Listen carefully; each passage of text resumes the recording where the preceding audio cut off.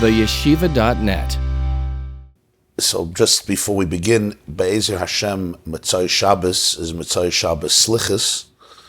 So those of you who are living in our neck of the woods, in Monsey or in the vicinity of Monsey, we're going to have a Farbrengen Kumsitz before Slichus. It's going to begin at 10 o'clock p.m.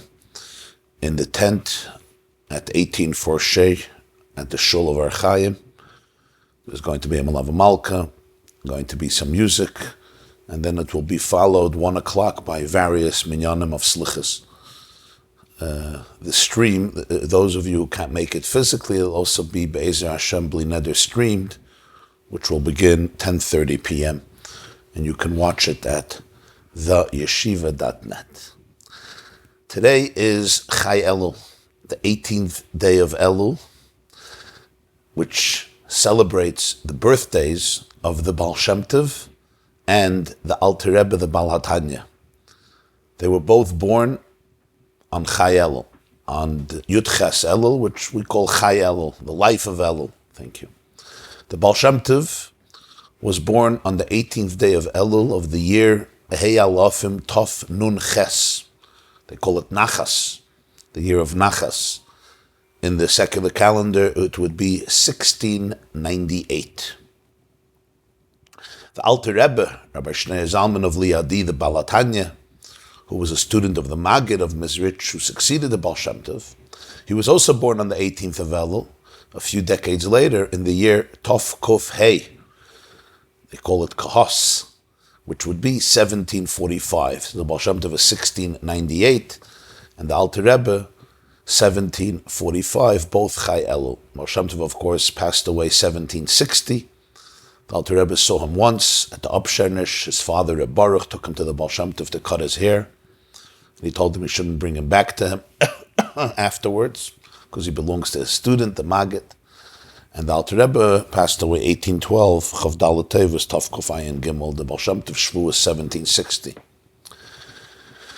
It's just good to note that Chai Elul, I believe, is also the yahrzeit of the Maharal of Prague. Rabbi Yehuda Leva of Prague, 16th century great rabbi and sage, one of the greatest seminal thinkers of his generation and many generations, known as Rabbi Yehuda Leva of Prague. His yahrzeit is also on Chai Elul. You may know that Alter Rebbe was a 7th generation of the Maharal of Prague. Maharal of Prague was his Zayda. In fact, in the opening of Tanya, when he says that this book is Melukat Mepi Sfarim V'Seifrim, it's compiled from books and scribes. So Chassidim say that the scribes refer to the Baal Shem Tov and the Maggid, and the books refer specifically, besides all of the Kabbalistic literature and all of Chazal and Rishonim and Acharonim, specifically to the works of the Maharal, his Zayda, the Alter Rebbe Zayda, and the Shalah, Rabbi Yeshaya Horowitz. So, since it's Chai Elul and it's before Rosh Hashanah, so today we're going to learn a teaching of the Baal Shem Tov, a teaching of the Baal Shem Tov whose birthday is today. So, if you haven't yet, please open your source sheet. I'll put if you go to theyeshiva.net, it's the class, the first class on top, the Baal Shem Tov about blowing shofar. And there should be a source sheet. And that's what we're going to focus on. It's a teaching of the Baal Shem Tov about blowing shofar. I'm also going to post it in the Zoom chat, so the Chevra who are on Zoom can also enjoy it inside. Okay, here it is. Right. I took it from a sefer. I took it online from a sefer. But what's the sefer called? I'm going to read now. Take a look inside. Take a look inside, and we're going to get right into it. Okay. So, the guys on the Zoom, you found the source sheet in chat? Yeah? You clicked on it? Okay. If you want to see it later, again, you can go to theyeshiva.net. All these classes have a source sheet. I mean, whenever we learn the text inside. Okay, so you see on top, it says theyeshiva.net, Shir 18 Elul 5781. This class is dedicated in honor of the birthdays of Pesha and Eliyahu Goldsmith for good health, long life, happiness, closeness to Hashem, bracha v'atzlacha ad bli dai. Thank you for your partnership and friendship. Larichis yamim v'shanim tovos, and happy birthday. Mazel tov. Congratulations. Hemshich v'kacha tofresh lamed zayin la'admor maharash perik ayin. This is a segment, chapter 70, of a long series of Hasidic discourses, Maimorim, by the Rebbe Maharash, Reb Shmuel. In the Chabad dynasty, the Alter Rebbe, the one whose birthday is Chai Elul, he was the founder of Chabad. His son was the Mittler Rebbe, his grandson was the Tzemach Tzedek. Tzemach Tzedek's youngest son is known as the Rebbe Maharash. Maharash is Moirenu Harav Rabbi Shmuel. He was the youngest son of the Tzemach Tzedek, great-grandson of the Baal Tanya, the fourth Rebbe in the dynasty of Chabad Lubavitch, Maharash. He has what's known as a Hemshech V'Kacha. It's a series of Chabad Maimorim on Chassidus of the year Tov Reish Lamed Zayin. Tov Reish Lamed Zayin would be 1877. Begins 1876, continues 1877. And in chapter 70, he brings a teaching of the Baal Shem Tov. The Baal Shem Tov asked a question: what is the meaning and the significance of blowing shofar on Rosh Hashanah? What's the point of it?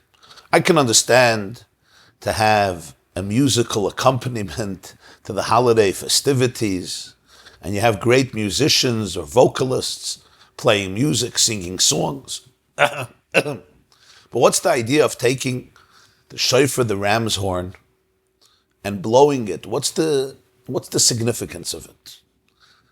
So there are different interpretations, and this is the Baal Shem Tov's explanation. As again, it's quoted, I'm reading it from a maimer, from a discourse of the fourth Chabad Rebbe, the Maharash, in a Sefer, Hemshech V'Kacha Tov Reish Lamed Zayin. He begins, V'nisbayer mashal al zeh b'shem Baal Shem Tov. There's an explanation of a mashal in the name of the Baal Shem Tov. In other words, they quoted the Baal Shem Tov giving over a mashal, explaining this through an allegory, through a metaphor. L'melech shahol yoloi. It's a long metaphor. It's actually not so common to find in a Chabad maimer, in a maimer. The Alter Rebbe also gives metaphors. We had the metaphor of the king in the field. Ani l'doidi v'doidi li. But he says it very briefly, 2-3 lines. Generally, the metaphors are brief and concise. Here, he elaborates on the mashal of the Baal Shem Tov. The melech shahayaloi ben yachid melumed heitev shayechaviv etzloi kebavas einoi mamash. There was a king who had an only son, an only child, a prince. And this child was melumed heitev. He was educated. He was trained. He was skilled. He was a capable young man. In other words, he was an extraordinary individual with tremendous potential to lead. And the king loved him, as you would say, the apple of his eye. He was the apple of his eye, mamish. He was so treasured. He was so treasured by him. One day, the father, the king, and the prince conceived of the following idea: he should travel to other countries, other regions, other places, Lulmed Chachmais, to be able to broaden his horizons, to be able to acquire more wisdom, learn different branches of wisdom, V'leida Hanhagas B'nei Adam, and to learn anthropology, to learn about cultures, to learn about people. This, of course, would serve him very well, because if he would one day become an heir of the throne, the most important thing is to have an understanding, to have an awareness of who people are, what life is like, what they're going through, and to have perspective. So he sends him for two things. One is to learn, to acquire knowledge, information, and wisdom. There's a big difference between information and wisdom. And the other thing is to learn about people, to learn about, the lay of the land and what life is really like outside of the palace. outside of his cocoon. So yes, he was doing very well in the palace, but he felt, I really need the experience of life.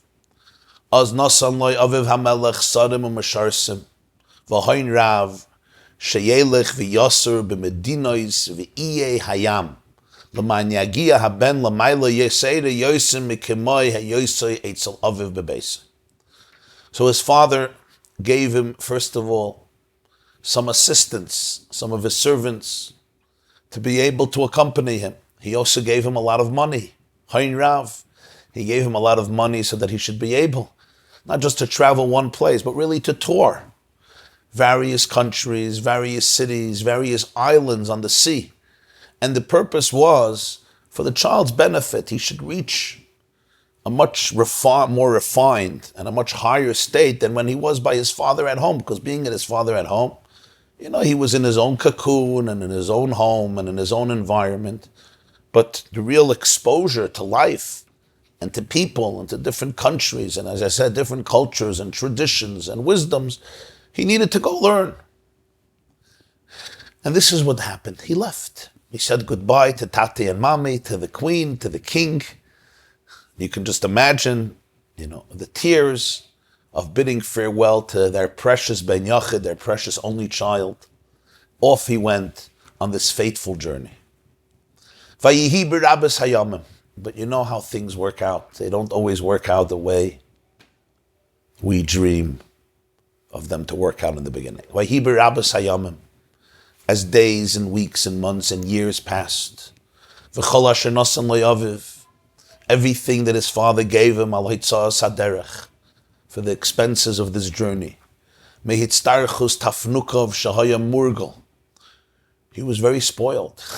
He grew up in luxury and prosperity, so he wanted to maintain the same standards. So he basically squandered the money, and it was depleted. V'ha'ikr, but something else happened. B'meshahoysev taiva al ta'avosoi b'inyanim rabim sha'oluloi zeloitzam meruba at shamachar kol ashaloi. As he traveled, he started to develop different appetites, different instincts, and different addictions. He got involved with substances, with situations, with people that were not healthy for him, that were not productive for him. Instead of retaining that identity as the prince, he basically surrendered. He became a victim of his circumstances. He was influenced by people who are involved in different things, and he started to develop all of these cravings, and they're all expensive. Until he sold everything. You know how it is when it comes to taivas, when I'm a glutton, especially when I have an addiction and I'm attached to something. You're ready to sell everything just to be able to satisfy those cravings. This is what the Baal Shem Tov is describing a few hundred years ago. So he sold everything. Now he needed a place to live, and he ended up in some far-fetched city, in some far-fetched country or region. It was so remote and distant from his father that nobody knew there about his father, about the king, about this great monarch, this great leader. When he introduced himself as the prince of this and this king, not only did they not believe him, they thought the guy is hallucinating or lying. They didn't even know who he's talking about.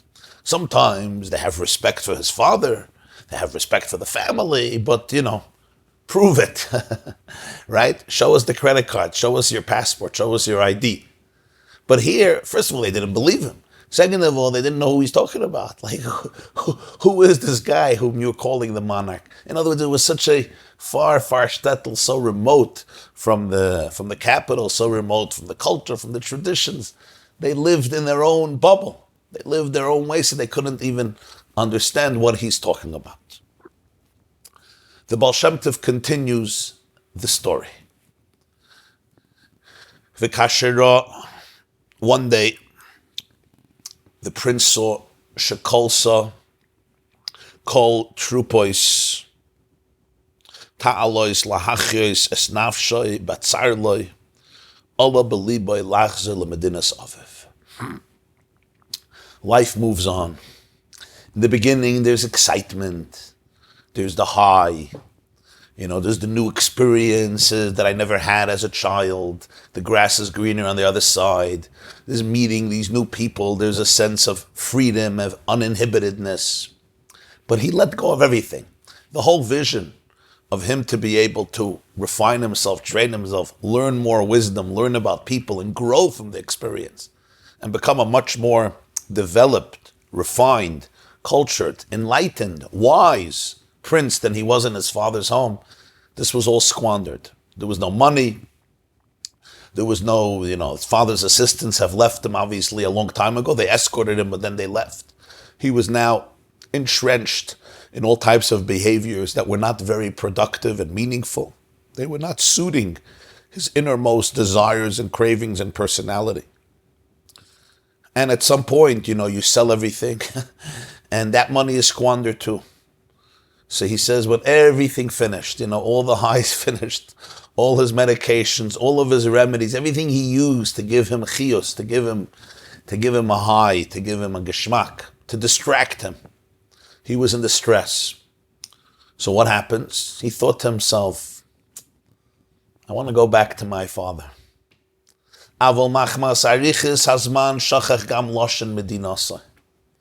But it's been so long. It's not been a month or 2 months. He doesn't say it, but it's many years. It's many years. It's been many years.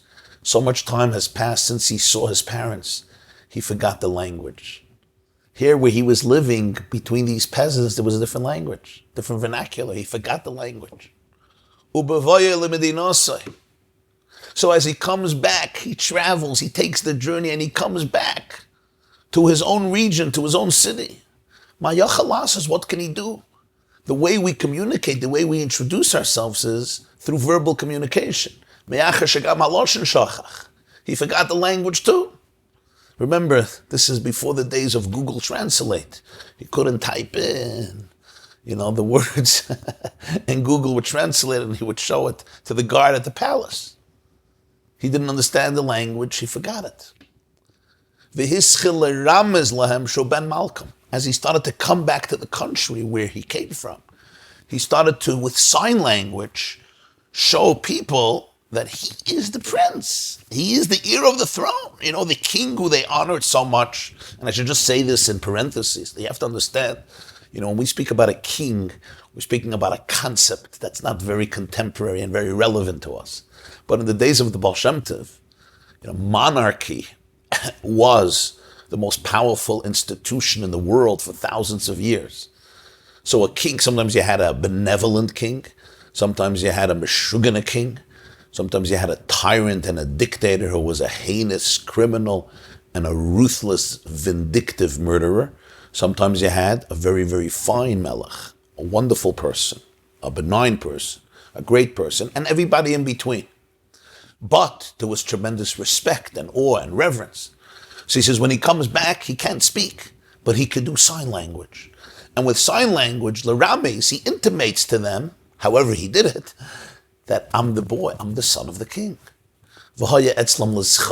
Everybody just mocked him. They said, the guy lost it. He was a schoik, he was a mockery. Because how is it possible? Sheben melech adir kazeh, the prince, the child of such a powerful monarch, yelech karua uboloi kolkach, should walk around in such rags and with such torn garments. Remember, this kid at this point had nothing. He squandered everything. He was walking around like a homeless, impoverished beggar. And when you looked at him, it was pitiful. It was disgraceful. Karua Bolui means he had not a complete garment. Everything was torn. The man was in rags. So obviously it's impossible that he would be the prince if this is his father. So nobody could believe, and they left. And then you also have the people, who use victims and they bully them, especially when he's trying to be the prince and trying to lie to them that he's the prince. So they started to hit him. They started to beat him. They gave him beatings. Al-Kalkadai on his head. Now he's not only poor, homeless, impoverished, and rags. He's full of wounds. He's ptsayim. Ptsayim are wounds. Chaburos are the marks of somebody who beat somebody up. Umakatria, and full of fresh beatings. He was struck. People they beat him.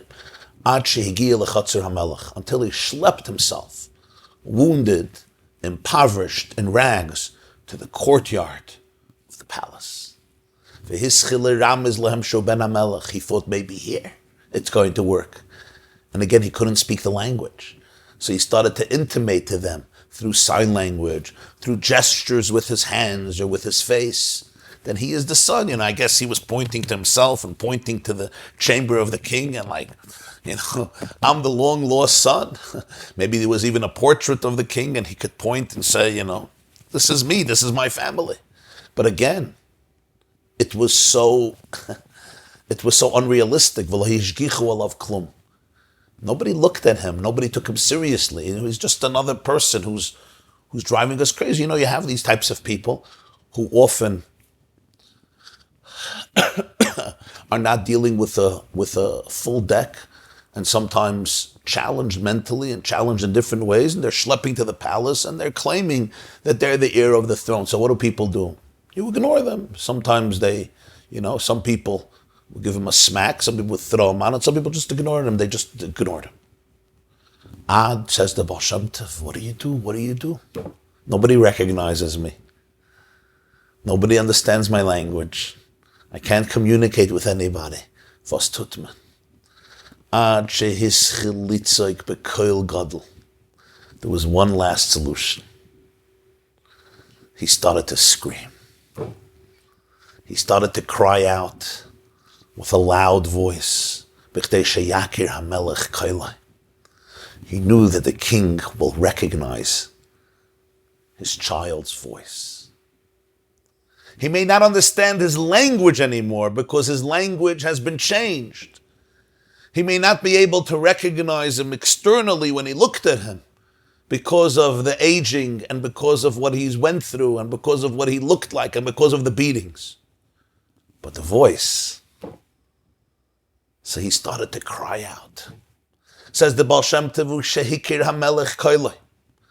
The king sitting in the palace hears the voice of somebody crying, screaming, sobbing, and he recognizes the voice. Amar, he says, Haloi zeu koil b'ni tzoyek mitoich doichakoi.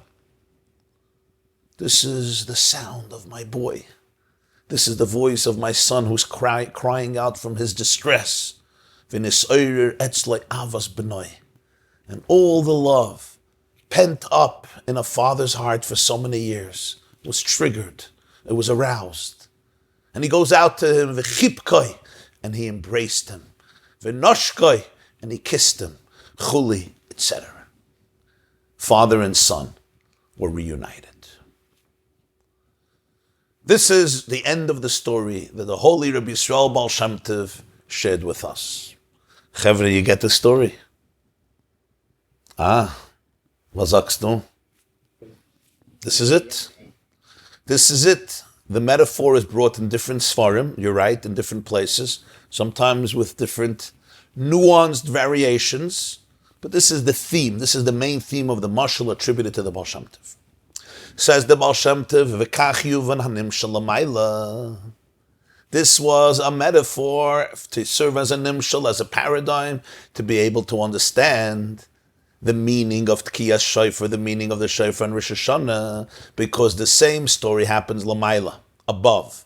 Meaning, Neshamas Yisrael Nikroyim Banim Lamakayim.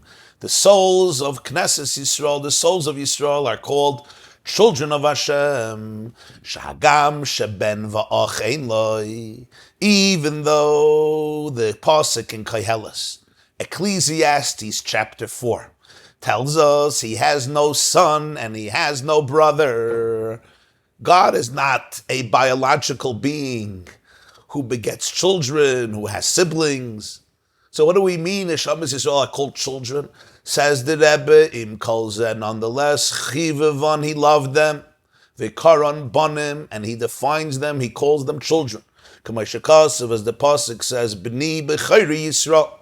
When Hashem tells Moshe Rabbeinu to go to Parai and ask him to emancipate the Hebrew slaves, he says, tell him this is B'ni b'chayri Yisrael. Yisrael is my oldest child, my oldest prince. Uksiv, the pasuk says in Parshas Re'eh, Bonim atem l'Hashem Elokeichem. You are children of Hashem, and he has to bring verses for this. Why does he have to bring psukim for this? Because as he said, it says in Kayelas, God has no children, God has no brothers. God is God. He has no definitions. You can't use the definitions and the anthropomorphisms, that we employ for humans or lahavdil for mammals. So he says that's all true. But take a look in Torah, he calls us children. B'ni b'chayri Yisrael, bonim atem l'Hashem Elokeichem. V'hoyrid ha'neshama b'guf. And then comes the moment that the neshama, the soul, which is called a child of Hashem, and a child you love like you love yourself. And as we know, a parent will do for a child what they will not do for themselves. He took this soul and he sent it on a shlichus. He sent his soul far away from the palace. He sent the soul into the physical landscape of reality. He sent the soul into the body. Shazeo Kemoshel ben Hamelech. In the metaphor, this is the part of the story with the prince. Traveled down a remote path to take him to distant places in order to learn, in order to acquire wisdom, in order to refine himself, in order to become a much greater, deeper, and better person. And this is exactly what God did with the soul. The soul was living in the bosom of its father. The soul was nenem ezivashchina, basking and bathing in the glory of the divine presence. The soul is a chelik elikami mal mamish, as the Balataz, the Alter Rebbe says in Tanya chapter 2. A piece of infinity, a derivative of infinity, the light of infinity, the light of Hashem. He takes this, then it's a child. The child is living with Tate and Mami, one. And as he said before, it's such a great prince, such an extraordinary being, such an extraordinary presence and light. But Hashem says we have to go to the next step. The neshama should go on a journey, far, far away from the palace, far away from the spiritual, metaphysical realities where divinity and infinity and oneness is manifested and revealed. And the reason is, just as in the metaphor, we want that the child should become the person he's capable of becoming. The prince should develop the skills and acquire the sensitivity and cultivate the personality and the wisdom to make him into the true person he's called on to become. And this is what the neshama does when it travels far away into the body. It's particularly in this world where the neshama engages in mitzvahs, and generally ma'asim tovim, all of the good and noble and moral deeds and actions and lifestyles.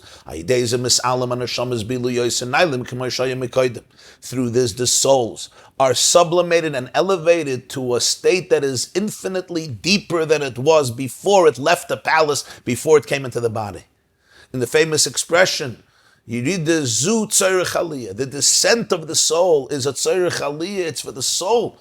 It's not to compromise its integrity. It's not, God forbid, to torture it. It goes into tough terrains. It travels into distant places, just like the prince. But the point is that it should be able to learn from it, to flex its muscles, to actualize its potentials, to become a much greater entity. What often happens on this journey is, just as in the story, what happens to the prince, he gets entangled. He gets stuck in different places. Instead of knowing who he is, he often gets stuck and entangled and distracted. Isn't that what happens to us in our journey? The journey is a journey of love. The journey is a journey of innocence. The journey is a journey of purity. The journey is a journey of divine oneness. That's the journey. But in the process, especially when we experience our first disappointments in life, when we feel that we can't trust anymore, when we feel betrayed, and we develop survival skills instead of the skills of love, when I start looking for validation because I can't find my love, when I experience traumas, that cultivate and develop into all types of fears and insecurities. And now I'm stuck. And what about when I develop numbers and all types of distractions? He says, what happens is, the person often falls in love with his or her external self, and I'm just trying to satisfy my body. I have cravings, so I become a binger. I become a drinker. I become a gambler. Substance abuse becomes part of my life. I fall in love with my most external self simply to make myself feel good. That's what Avas Haguf means. Avas Haguf means I love my body instead of me. I love only my body. I just want to feel good. In other words, I don't even love my body. I'm using my body as a distraction. That's what Avas Haguf is. Taivas Hamamen. There's the addiction to money, survival. I need to live. I just want to make money. And sometimes in the process of trying to make money, people don't know who they are. They lose their soul. They sell their soul to the devil. They're ready to sell their mother and their God. Everything becomes about money. It becomes a deity. And in the process of making money, they trample on their own soul and on other people's souls. And the Baal Shem Tov says, Ushari taivas adam misava. Ushari taivas maybe shaha adam misavalan. Ushari taivas adam misavalan. And all other types of cravings or addictions that people may crave for. In other words, he's not getting into all of the trappings that we experience, but basically as we grow up, it's so easy for me to become alienated from my true core, my true essence, my true calling. And as the person becomes so submerged in these distractions,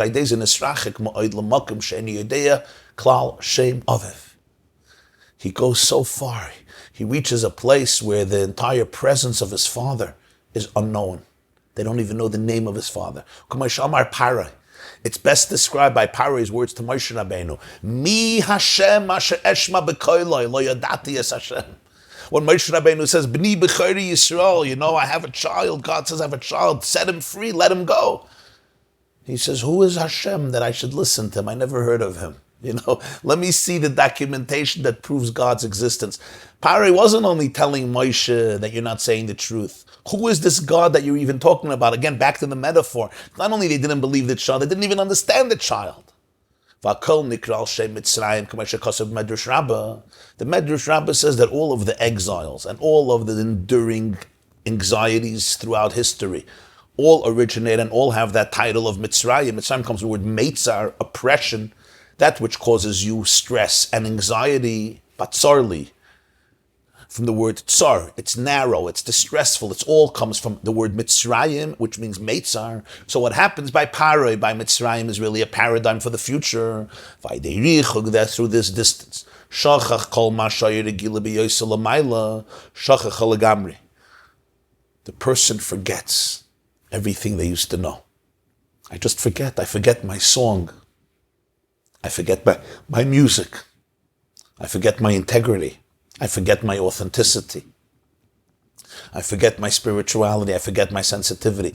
Everything that the soul breathed and lived with when it was in the palace of its father and mother, it forgets. V'nechser etzla. And she ultimately squanders so many of her treasures. Hein beruchni is kol mashahaya. Sometimes spiritually, everything I once owned, I squander it. V'gam begashmis, and it affects me physically as well. It's not just you're missing spirituality, but you have tremendous physicality. Ultimately, the two are connected.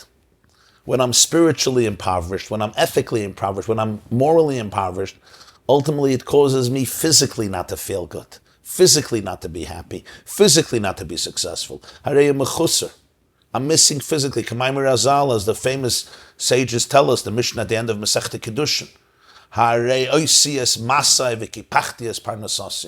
disassociating myself from my Creator and my own soul, I have deprived myself from my own parnasa, from my own sustenance and livelihood. As time passes,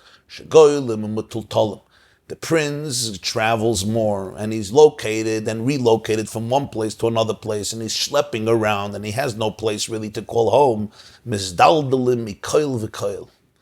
The prince, and in this metaphor we're talking about the soul, being schlepped here and being schlepped there, no real anchor, no foundation, no real connection. I'm alienated.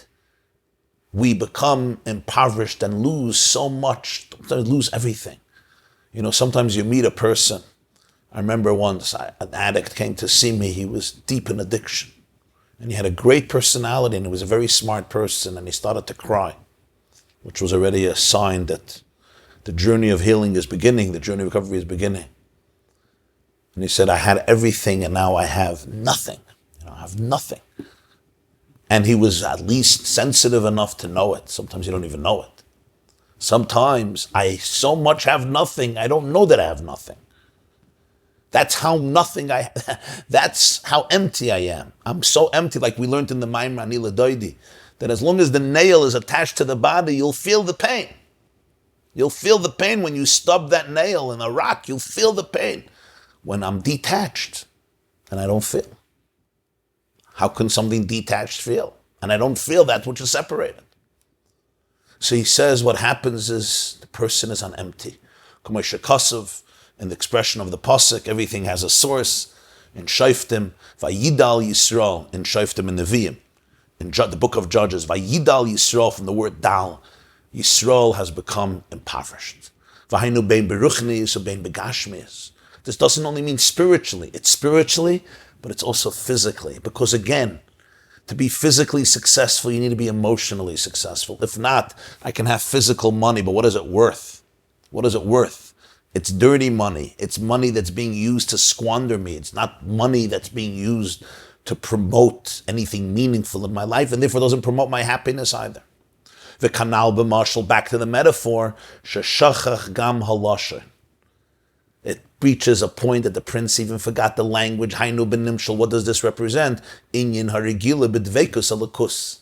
The soul had a language. It was the language of its father.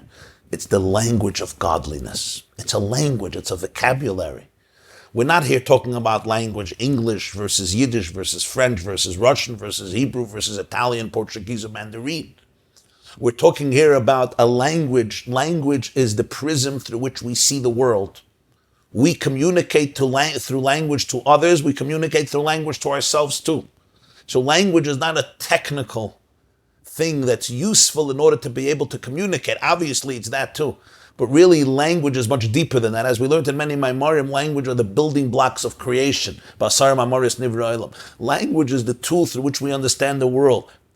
Our vocabulary defines for us concepts and realities as a perspective. It gives us perspective. So when you say you don't have language, it doesn't only mean teach me the word. It's the whole language is gone. The soul, that's what the Baal Shem Tov is saying. There's a language that the soul understood. There was a language the soul was sensitive to. There's a language that the soul cultivated. This is my language. These are the lenses through which I see reality, through which I see the world, and then sometimes I forget that language. It's a language. Elikus is a language. Dveikus is a language. Dveikus means intimacy. Elikus means divinity, infinity. It's a language. What's the language of Dveikus? What does Dveikus look like? What does Elikus look like? It's a language. It's not something I can tell you, I translate the word. Either I have the language or I don't have the language. Again, it's a prism, it's a way of thinking, it's a way of feeling, it's a way of reacting.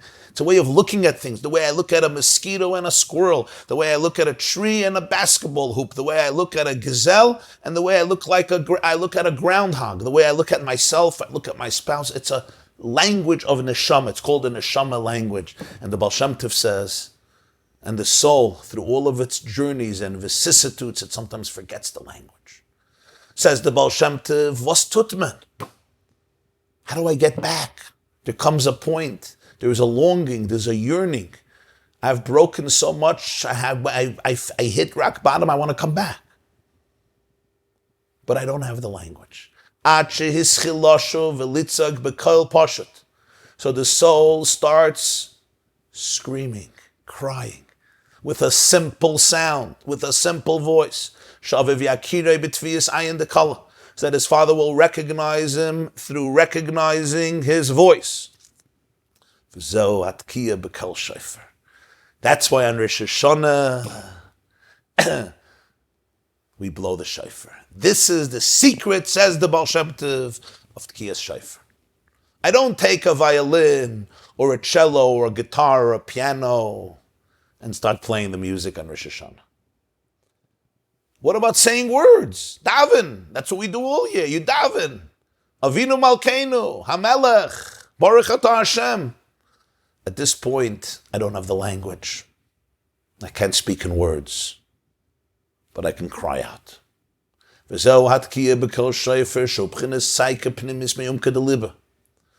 an inner outcry that comes from the depth of the heart. It represents remorse for a past, and